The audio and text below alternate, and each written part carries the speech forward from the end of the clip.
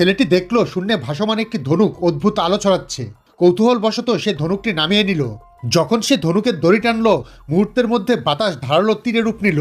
সেই তীরগুলো হঠাৎ সোনালি ড্রাগনে পরিণত হয়ে সোজা আকাশের দিকে ছুটে গেল। সোনালি ড্রাগনটি দূরের পাহাড় ভেদ করে চলে গেল। প্রচণ্ড গর্জনের শব্দে বংশের প্রবীণদের দৃষ্টি আকর্ষিত হলো। তারা বুঝতে পারলো কেউ একজন ওই ধনুকটি স্পর্শ করেছে। তাই তারা তৎক্ষণাৎ পরীক্ষা করতে আঙিনায় ছুটে এলো। এই ধনুকটির ওজন ছিল প্রায় 500 কেজি। শত শত বছর ধরে কেউ এটিতে টান দিতে পারেনি। বড়রা আদেশ দিলেন যে ব্যক্তি তীরটি ছুঁড়েছে তাকে অবশ্যই খুঁজে বের করতে হবে। এটিই হবে বংশের ক্ষমতায় ফেরার চাবিকাঠি। কিন্তু তারা জানতো না যে এই ব্যক্তি সেই ছেলে যাকে তারা সবসময় তুচ্ছ করে দেখত। ছেলেটির কাকা বহুদিন ধরেই বংশের প্রধানের পদ দখল করার লোভ পুষে রেখেছিল।